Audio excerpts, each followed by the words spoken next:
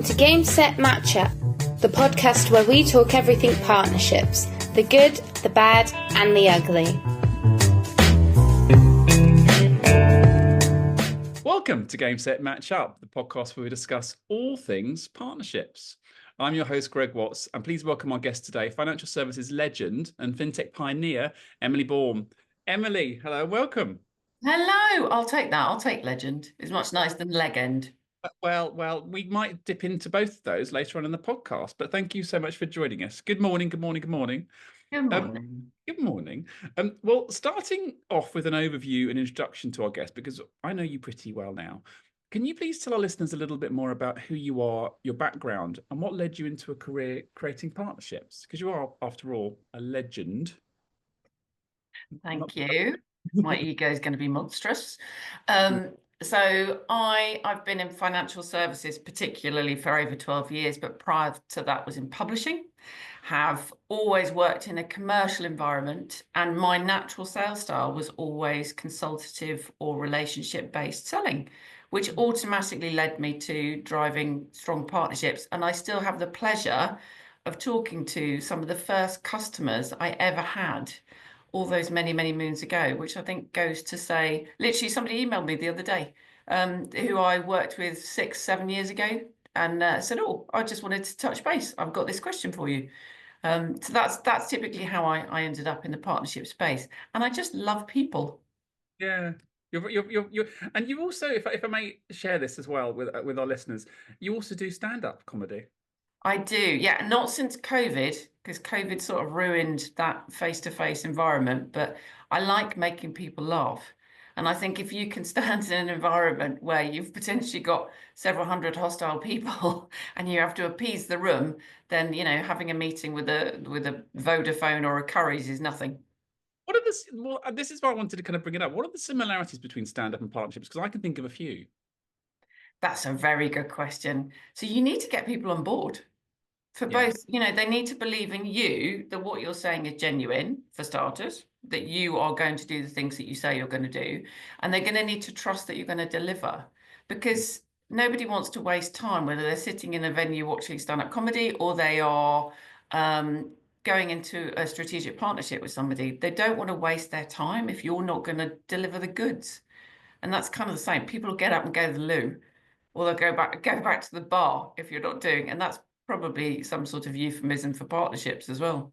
I'd never thought of it like that, but that is really, isn't it? The people, and it's obviously we want to make everything, you know, not make everything positive, but you know, we want to make things as positive as we can, optimistic and exciting. But actually, that's such a brilliant point, which is people don't want to waste their time. Because you want to get money, you want to generate revenue from the relationship, or you want to generate something that you're not going to get as a solo contributor. So, and time is the most precious thing that we have as human beings. So I think you've got to be mindful that what you're going to be delivering has to make the most of people's time. They need to want to be there in the first instance. Well, they need to want to be there, and to not waste their time, they have to, I suppose, get something from it. And, you know, feel like they're getting something from it, and possibly feel like they're giving something as well. And you know, that starts the two-way relationship, I suppose. Absolutely. And that's exactly the same as stand-up comedy. So the other person wants to come away feeling better about themselves than when they arrived. And in principle, that's what you're doing through a partnership. I'd never thought of it like that. But thank you. That's the first for Game Set Match Up. Well, linked to that, because I really want to ask this, because I know that our listeners are going to be very keen to hear. Linked to that, how have you seen approaches change since you've been creating partnerships, and what does a Gold Star partnership look like for you? So when you were in publishing and when you've done stand-up, you know, when you've been creating partnerships, how has it evolved as you then came into financial services? So I think it's really interesting. So, and I'll explain why. I'm not just going to make a blanket statement like that, but there's a lot of people now looking at partnerships and seeing that there is so much more value there than perhaps they did maybe 10 years ago. But when you ask about gold standard, there's still a lack of accountability. So as in a formal framework with a partnership, there's still people imagining that a successful partnership is we go and have lunch once a month. And don't get me wrong, I think that's a very lovely partnership to have, and I'm very open to all of those opportunities. Yep. But you need to have you need formal framework. You need to agree what I'm getting out of this relationship and what the other party's getting out of the relationship and align on that and then have a very clear plan of action. It can't just be, we'll do a press release that says we're strategic partners, because that's great, but it doesn't actually mean anything. And nobody's reading that anymore. No, what does it mean? Yeah. So it needs to be more along the lines of, literally, I am going to do this. You are going to do this. We are going to designate shared resources. We are going to have this particular roadmap for the next 3, 6, 12 months. This is when we're going to deliver things. This is who in our respective organizations are going to deliver them. And this is who's funding it. Have those awkward conversations around who's spending the money if there's money to be spent, but also be wily enough and creative enough to think about other things that don't necessarily cost money. Partnerships don't necessarily have to be, I need you to basically fund my sales strategy. It should be more along the lines of, what can we do collectively that is going to drive value to a potentially buying audience. So there's lots of things, but yes, having a framework is critical. Why do you think I couldn't? Well, first of all, I couldn't agree more for a number of reasons. Moreover than the first reason, that it keeps everyone clear with what everyone's delivering and everyone knows what they're doing, which is always helpful. But why do you think some organizations don't? I was going to use the word shortcut, but why do you think some organizations don't go? They announce the strategic partnership in the press, which is fantastic, but they don't actually have a strategic framework or any kind of operating principles, call them what you will, behind that partnership. Why do you think organizations don't, maybe, dare I say, invest the time into creating that framework from the start? I think historically it's been resource. Because if you think about the foundations of partnerships, it's either because you couldn't find a new stream of business without a component that you needed, and therefore you had to go from a functionality or a supplier perspective, or you've got the other side of things where they might have an audience that you can't get to, and therefore buddying up with them and giving them something opens up a new doorway for you. So I think a lot of these conversations historically, certainly for financial services, it's been side of desk. Yeah. And it's been friends working with friends. So it's been very personal. Now I think that it's much more formalized. And certainly this year, 2025, I'm seeing a lot more people offering roles specifically around partner managers, partnerships directors, leading partnerships, because I think people have realized you can't do it on your own. No. And to get to the next level of scale, you can't do it on your own. But also, partnerships offers a way for businesses to do less work, so reducing the resource that they needed from a direct sales perspective, by working with organizations that have a larger audience or have a larger sales team that they can kind of piggyback onto. So I think there's been an awakening, which is quite interesting for partnerships. I'm really excited to see where it goes in 2025, because I think it's on a stratospheric rise. I can agree more with that piece around an awakening, but I think a lot of organizations are waking up, as you say, to the point that they can do a lot by themselves, but they can do a great deal more together. Now, they can certainly buy things in, so they can do sales, they can conduct transactions, they can buy things they don't have. But I think of a sale as a one-time transaction, devoid of kind of any relationship. You're purchasing something from someone else. But actually, if you create a true partnership and it's two-way, and you're giving something back and taking something, and it's truly two-way, then actually, I think you're going to grow a lot faster. I think both parties will grow a lot faster. But as you say, I think you have to really invest the time and the kind of you've got to cross that Rubicon, if you like, to say, we're not going to get any payback in the next 6 months. But if we go down this path, actually 6, 12, 3 years time, actually we're going to get a great deal more than if we just procured the services in by buying them. And also have a longer term approach. Yes. Don't just think, because I've announced this partnership and we've got one webinar scheduled, that all of a sudden you're going to get 100,000 new customers, because you're not. It takes, and that's a mistake I see a lot of people doing. Well, we've announced a strategic partnership, and now we're going to have a little webinar get together on LinkedIn, because we're going to eat into more people's time, because we're arrogant enough to think that we've got the best content, that they're going to give up their minutes in their day to spend quality time watching me waffle on about something. Think about your audience.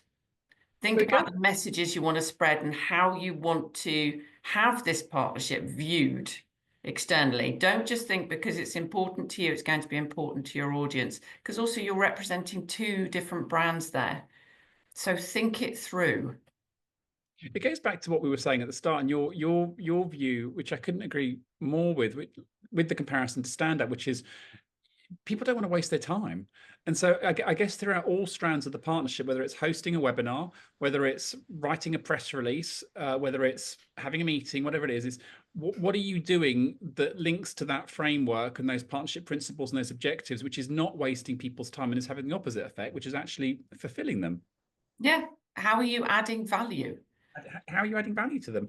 And I guess that's I mean, we all talk about adding value, right? But that's actually, that perhaps could be one of the lines or one of the questions throughout any partnership, which is through what we're doing here, whether it's hosting a webinar, whether it's running an event, whether it's holding this meeting, whether it's going on this trip, whatever it is, how is this particular event or activity adding value and helping us to achieve our objectives? Mm-hmm. You wouldn't walk into a meeting with your biggest customer introducing your new partner if you didn't have an idea of where you wanted that conversation to go, or you didn't have an idea of what you wanted your customer to buy in addition to further services. You'd have a plan. So why wouldn't you do that in any partnership? You need to have a very clear plan. I'm going to get this out of this relationship, and you're going to get this out of this relationship. But also aligning on ethos. People buy from people. You know, often it's a case of I actually like this person, and I still think partnerships does a lot of the foundations often falls into friendship. Yes. You know, and I've had conversations where I've been at a conference, for example, and people have come up to me and said, "Oh, we want to be strategic partners for you and the organization." And I go, "Okay, why?" And they go, "Because you've got massive market share in the Nordics." Okay. And they go, "And we haven't." And we go, "Okay, so what's in it for me?"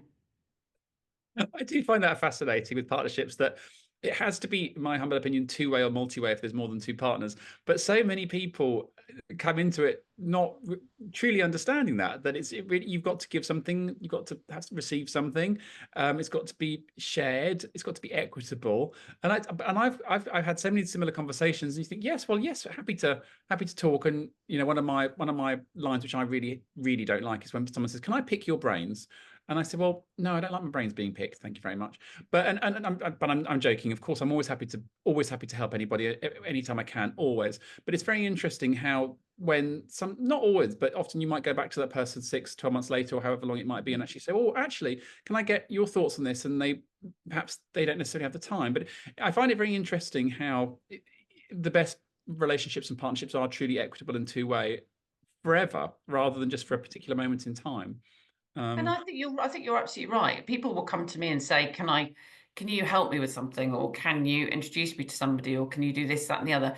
And I've got relationships with people that I've had for years and years and years. You know, and some of them are now in very, very wonderful positions, and they're very high up in sizable organizations. But because I never actually ask them for anything necessarily, when I do, I think people are a lot more open to responding. So I try not to take advantage of those relationships, but I also take the stance very much like you, and this is where you and I are very much similar, is that we're very happy to help. Yes, If somebody says, "Can I pick your brains?" although the terminology is a bit disgusting, the actual reality, often you learn something or you get to see something you wouldn't necessarily get to see. So I quite enjoy that process. And I like being able to have an honest conversation and say, "Oh, have you thought about doing this, this, this, and this?" And that creative part that often comes with some of the most successful partnerships is when you do something totally out of the box and people go, "This is mad." It's either going to resonate or it's going to be an absolute disaster. But because everybody's on board and everybody's invested in the journey, the outcome 9 times out of 10 is spectacular. So, sorry. Please go ahead. no, I was just going to say, so that's what I like, when you get that synergy and that creative buzz and that creative flow. You know, that's a particular area of partnerships I love.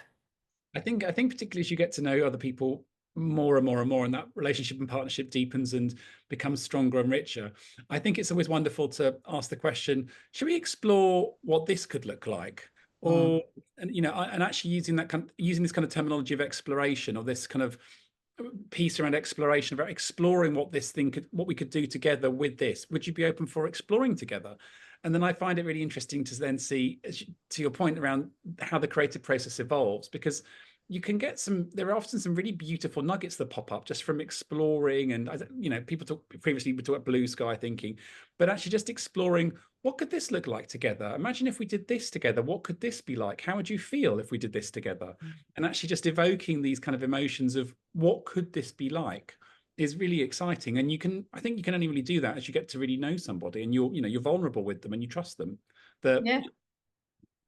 No, agreed. But also being open to, a lot of people just assume having those creative sessions has to be monetary driven, as in order to get this vision off the ground, we will need you to spend X, Y, and Z. And actually, you don't need to. There's a lot of things that you can do with zero cost with your partners. And I think having a mixture of options actually makes that partnership stronger. I see a lot of people going, right, you're a strategic partner, here you go, gimme, gimme, gimme, gimme. This is the project, this is what I want from you. And those partnerships always sully. They just die and wither, and it's so sad because people can't see beyond commercial gain. So, as in immediate commercial gain. I think this is why partnerships as a discipline is starting to. I mean, it's been bubbling away for the past 10 years, but it's really starting to see it's really becoming.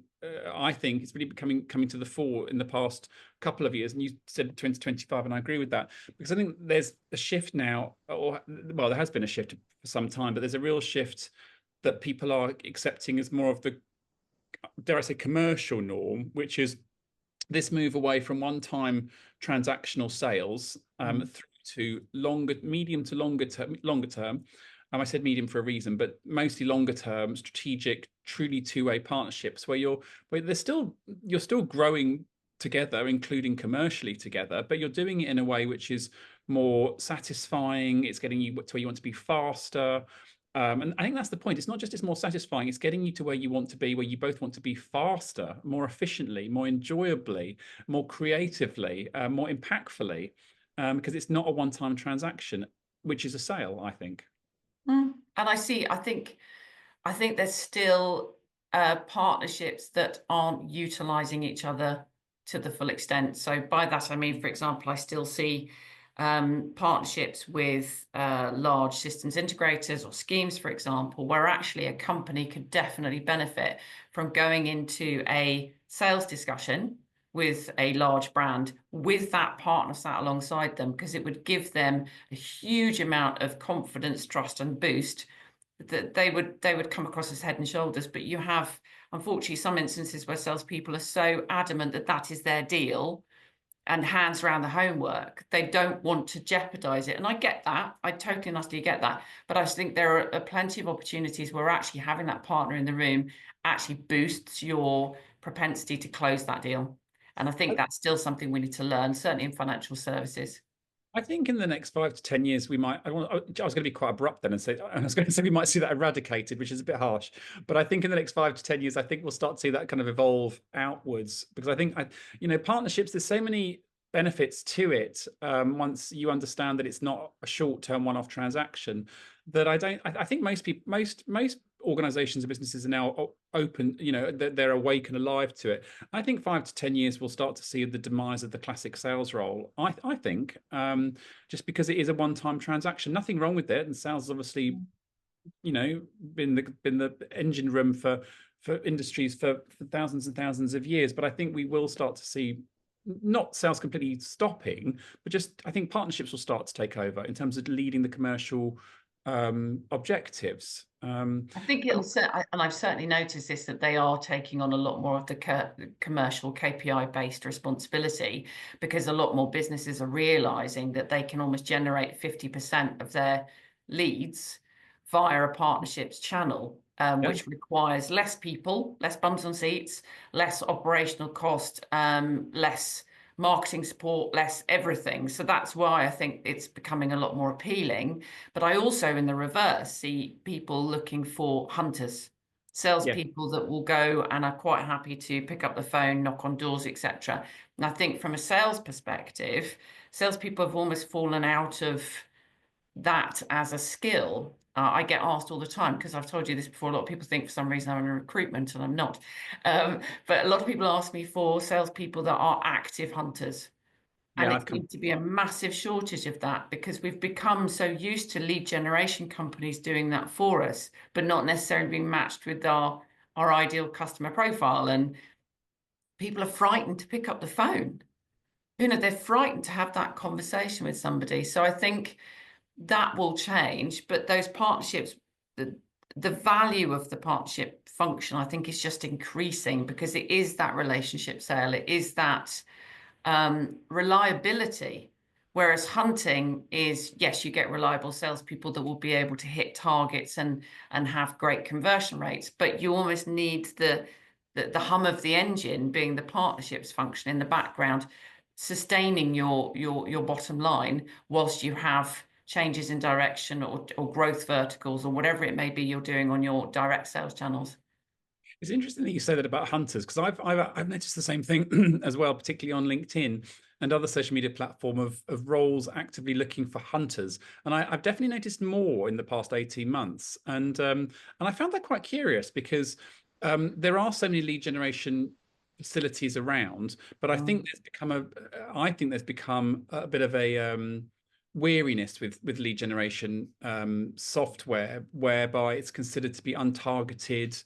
Might as well just do it myself, do the research myself. I can get sent email addresses and telephone numbers and all sorts of things and contact details. But actually, what I don't know is actually what the other person might or might not be looking for, what their business requirements are. And there's this huge gap in knowledge. And I think that people might be just thinking, oh, let's maybe do it ourselves, bring it in-house, trying to find a hunter or hunters to perhaps plug that gap.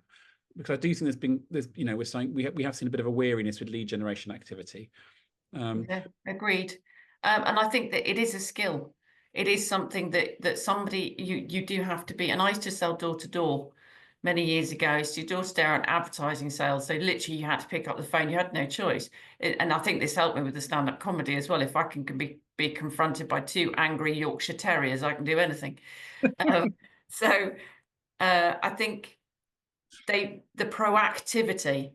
A lot of businesses, certainly in, I think, post-COVID and during COVID, there was this we'll improve our digital footprint, and therefore people will organically find us. So our inbounds will be successful, will be positive, and that's great, and that is true. But then actually there is this whole outbound activity that's then not being tapped, or the quality of what's coming in is now deteriorating. So how do you stop that? You're going to have a lot more success if you get someone physically to open the door with a tier one, so you can have a direct sales conversation, than you are somebody lukewarm that kind of knows your product but doesn't know your product and is just spamming people with messages through LinkedIn. We've all had them. Misspelt, misdirected. Why don't I sell you services you currently have no requirement for? And let's cross our fingers that you might possibly respond to me. I had hi Mrs. Watts the other day. I said I was sorry about that, Greg. I made that mistake once. I'm sorry. No, I just signed off Georgina. It was and they found it quite funny. Funny enough, I think that we might have actually even continued the conversation. But this links actually quite nicely to for all the budding partnerships people listening, kind of looking back on your career, if you like, looking back to when you were doing advertising, when you were in publishing, in financial services, and looking back through your career, what advice would you give to your younger self starting out? Perhaps the do's and the don'ts of partnership creation and development. I think if you'd asked me right at the beginning of my career that you would have an opportunity to be a partnerships and that would be your job, I would be like, don't be ridiculous. Oh. Yeah. I would be totally, don't be ridiculous. It would be like a fluffy role. And I think there still is potentially some sort of mindset, and maybe it's my mindset, it might be on me actually, that it still comes across when you describe that as a job as being fluffy. But I think partnerships now, you are responsible for KPIs. To me, it's the equivalent of a commercial director type of lead role, where you are responsible for actually a larger chunk of the opportunities that come into the business. And in crowded marketplaces, that's getting harder and harder. So getting somebody that really is good at the role and that can do it and does it with a commercial mindset and actively goes out and hunts those strategic partners to drive the growth, I think is really something that younger people coming into this space need to be aware of. It's not nice lunches and trips to conferences. It's much more, I need to deliver this by then, and these are the requirements that I need to hit. And I think moving that mindset away from this is a fluffy, nice to have role to actually these people are responsible for driving a large amount of our commercial relationships, or own some, in some instances, some of the most important relationships that the business has as a whole. I think that is also very important. And don't see it as a busman's holiday and going out and drinking too much and making mistakes. Think of it as yes, there is wonderful social elements to it, which is great, especially if you're a very sociable person. But yeah, there's plenty of hard work that goes on behind the scenes. I think this is where partnerships, that's great advice, thank you. I think this is where partnerships teams have a wonderful opportunity, but equally can sell themselves, no pun intended, short, which is a little while ago on our podcast, someone described their partnerships teams as this incredibly powerful melting pot of people who have come into partnerships from all sorts of disciplines, including marketing, sales, product, account management, law, sometimes even. So you've got these teams of you've got these partnerships teams of people from all these different disciplines, and just thinking for a moment that all of these different backgrounds and brains coming together under one team, how powerful that could be, or is, not can be, but is. And I think that thinking of it like that makes it, you suddenly think, crikey me, that's really very, very, very powerful. But equally, the risk for some partnerships teams is, as you say, they can be perhaps seen as fluffy if they don't, if they don't deliver the tangible results. But they do have a significant opportunity. But what's going to be interesting in the future, if you agree, is that a lot of people, I think, come into partnerships from, as I say, different disciplines. My background's in marketing. Your background is in sales and other areas as well. And but going forwards, will people just land in a partnerships role, full stop? That's a really interesting question, because I had someone talking to me yesterday, and they wanted to hire for a partnerships person, but they wanted somebody whose entire CV was made up of partnership roles. Haven't seen it. I questioned myself, thinking, I don't think that person exists. No, I don't think they do. And if they did, what would they look like? Absolutely, because I can't. Because you're right. Most people I know in partnerships have come from account management. I mean, my background is sales and sales strategy. So to me, when I'm building out a sales strategy or a new sales function, partnerships automatically was part of whatever I was building. It didn't seem like it seemed like it was the norm. Didn't need its own separate heading. So it was just part and parcel. But I think you need that experience, because you need the discipline of account management. So committing to things and having that approachability and the capability of having those difficult conversations when you need to. But you also need the sales element, where you've got the commercial thinking and the creative thinking of new opportunities to drive sales and engagement. So I think it's a hybrid. I certainly think you need commercial in and relationship building as your natural core. But yes, I don't know. Will you be able to go and do a degree at a top university in partnerships? I have no idea, but I would imagine there would be a calling for it. Well, I hope that it does become the case, because as you say, it needs account management. Needs to know you need to know how to manage and develop a relationship. You need sales in order to who you're going to go after, how you're going to reach them, how you're going to close the deal, how you're going to create the commercials. You need marketing. What does the buyer look like? What are the key messages? How are you going to reach them? What's the content? What are the channels? What are the collateral? Perhaps you need a lawyer to help you, or legal skills to help you construct the heads of terms, or the letter of intent, or maybe you need finance skills to create the commercial case that makes the CFO at the partner organization buy into this partnership. So actually, I think it's an exciting thought, which actually could you create a partnerships person using these disciplines? I don't see why not. Well, they're not exciting for this recruiter, because he's going to really find anybody. Well, and actually, that before we come on to our last question, actually, that you've just reminded me that we've got a future Find a Collective event coming up in March, which goes without saying, an invitation is in the post to you around what does the future hold for AI when it comes to creating partnerships. So, you've got things like ChatGPT. If I suddenly talk into my phone and say, hello, ChatGPT, I want to reach the CMO of Walmart, who, and I can give ChatGPT this brief and say, well, how do I do it? What's it going to give me back? And so actually I'm curious to I'm curious to see the role of AI when it is going to play when it comes to creating partnerships. Interesting. Interesting. Well, maybe we'll come back here in 12 months' time to talk about it. Well, look, if I may, to round us off, one last question, and we could talk for a great deal longer. And we usually do, let's be honest. We usually do. Actually, and I was going to say that our listeners would love to hear some of the things that we talk about. What does the future hold? What do you see the future holding for businesses when it comes to creating partnerships with each other? And what, if anything, will you be doing differently? Yeah, interesting question. So I think there'll be a bit more rigor around partnerships, and I think there'll be winners and losers. So as in, I think those people that have played at it will quite quickly disappear out of the ecosystem and find other roles. But those that have put the right framework in place and put some formulas in place will be successful. And I think those are developing and evolving as we speak. And then, so I think the future for partnerships in general is very, very positive. Yeah, I do. And as I say, the increase in the amount of people asking for people with partnership specific experience and across the board, across the industries, is fascinating. I think someone approached me about it, something to do with partnerships for the NHS. Oh yeah, So yeah. There's a whole, and I think once you've got that skill set, you could do it anywhere. I was going to say, actually, this is sorry. So keep going after you. I'm so sorry.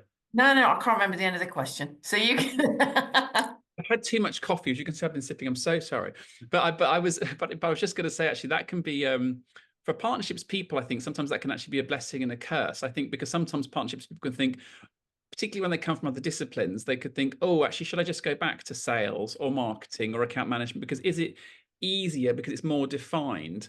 And I just hope that they don't, and actually they persevere with partnerships, because I think, as we were saying a little while ago, if you can cultivate all of these skills together, either as an individual or as part of a team, I just think that's like awesome, and just like that's going to be what really drives the organization forward, because you've got all of these skills under one person or one group, and it's like, wow. I think it also means that person has the skill set to be a CCO, a CRO for the future, because they understand the account management, so the customer success element of the business, they understand the sales cycle, they understand the marketing, they understand that. So actually, I think it's almost like a natural progression. Well, I was actually going to say that I think that, yes, absolutely. And I actually think it would be to CEO, actually. Yeah, absolutely. If we're talking about a partnerships person or team having all of these skills, the only skill that we haven't really added in, and there's no reason you couldn't, would be technical. And I don't see they can be a partnerships person, arguably. So you've suddenly got this person that's got all, not necessarily an expert within all of them, but maybe an expert within sales, but then has a good marketing awareness, good account management understanding, good financial skills. Sounds like a CEO to me. I think you're right. Well, on that, thank you so much for joining us. It's absolute pleasure as always. I do think we should do some stand-up next time. Okay, I'll work on something. You? Our partnerships orientated jokes. I think it's Emily Baum 3.0, because we've had 2.0. In terms of post-COVID, she's back and she's on and she's going, and she's not going to waste anyone's time. Hashtag. Some brilliant advice and tips. Thank you so much when it comes to creating partnerships. Thank you so much for joining us on Game Set Match Up, and look forward to speaking to you in the very near future. Thank you for having me. Thanks for joining this week's Game Set Match Up. Tune in to hear more about the need to knows and the do's and don'ts when it comes to creating successful business partnerships.